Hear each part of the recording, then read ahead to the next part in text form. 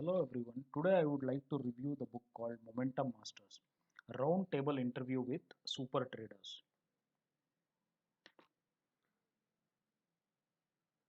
The Momentum Master book is a roundtable discussion between four super traders: Mark Minervini, David Ryan, Dan Zanger, and Mark Ritchie.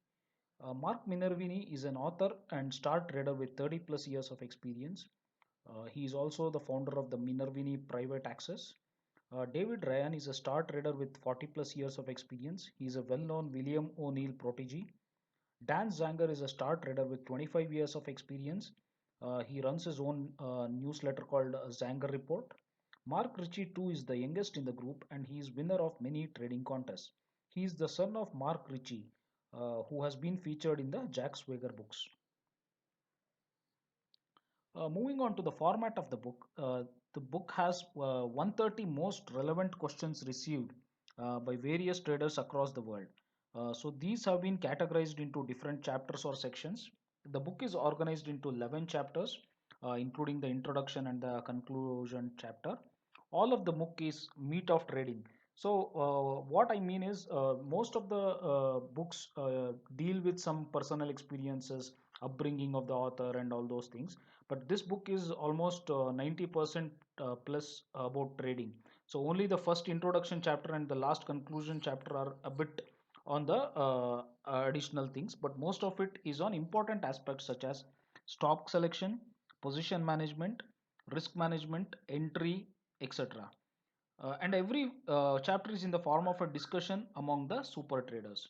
So I would like to give important takeaways from this book, though this book deserves one or more readings, but I would give some important takeaways for you to see. So important takeaways from this book. So all of the momentum masters strictly enter based on price action. They don't recommend bottom fishing. That means they don't want to buy a stock that is falling, that has been falling. So only Dan Zanger admits that he sometimes does bottom fishing, but more than 80% of his profits have been from stocks that are making new highs from solid basis.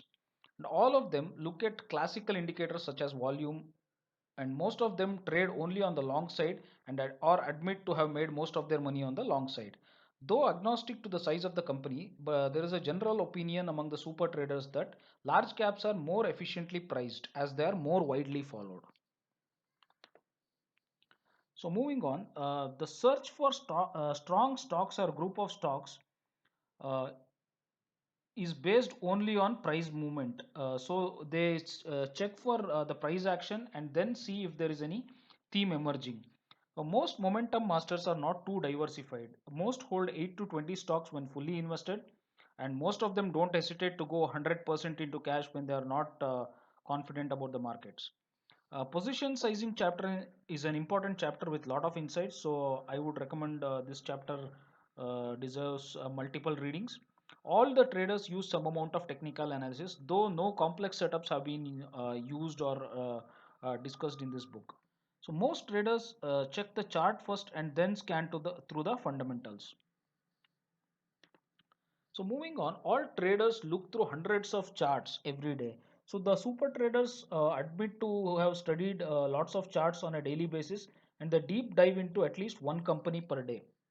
So that indicates about the amount of work which a super trader does.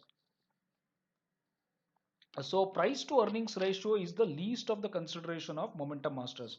So they don't, most of them don't look at price to earnings ratio, or they don't base any of their decisions on this particular metric. Then earnings momentum is an important consideration of all the super traders. So and they enter at highs or during pullbacks. So highs means a stock making a new high would be a potential entry point, but there could be cases where there is a short pullback of 5%, 3% like this, so which can be an important or a good entry point. Then the super traders don't have any bias on re-entering a stock where they have been stopped out previously. So they don't really see that they have in a particular stock trade they have been, their stop loss has been hit and they don't want to enter again. So they are totally not biased with respect to this, and they treat each trade as an independent event. Moving on, stop losses are an extremely important aspect of trading of each of the super traders. They don't risk more than 3% of the overall portfolio. So 1 to 3% is their stop loss limit for every trade. So they don't. The key point here is you don't want to risk more of your portfolio in a single trade. So you want to be in the game and you keep your stop losses within reasonable limits. And tight stop losses also can help in refining entry. So what this means is you keep tight stop losses and a couple of times it gets hit, so then you introspect, you begin to think whether your entry is good or you can enter in a better way. So that is another important thing about tight stop losses. Analyzing trades and maintaining trade journals are extremely important. And none of the super traders ever add to a losing position, so they don't want to get into a losing, I mean they don't want to add or add to a losing position, basically any stock which has been falling in price. And selling into strength is commonly adopted. So selling into strength means selling a stock that is rising. So most of us try to wait for a stock that starts falling and then sell.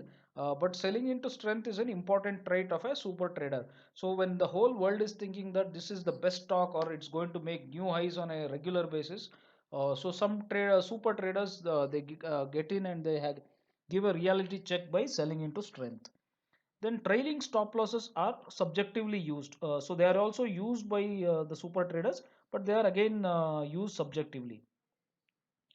So the top takeaways of this book include the following. So trading with stop loss and following discipline of never adding to a losing position, never let a good gain turn into a loss, and study your results regularly and know about yourself. So these were the important takeaways. So some reading material on trading books was also discussed. So which primarily comprises of Mark Minervini books like Think and Trade Like a Champion and Trade Like a Stock Market Wizard. Then the Jack Swagger books. There are many Jack Swagger books, and then the Reminiscence of a Stock Operator, which is a classic by on the life of Jesse Livermore. Then the books by William O'Neill or IBD. So these were the reading materials which were recommended by the traders, so super traders. So these are the main takeaways for me from this book. So I would say that this book is a short read. I mean, you don't have to spend too much time reading the whole book, but it's a good book with lot of material and lot of important things which can help you improvise your trading or refining your trading skills. So this book deserves a deeper study. At least some chapters of the book deserve a deeper study. Okay, so that to me is my overall review of this book. Thank you.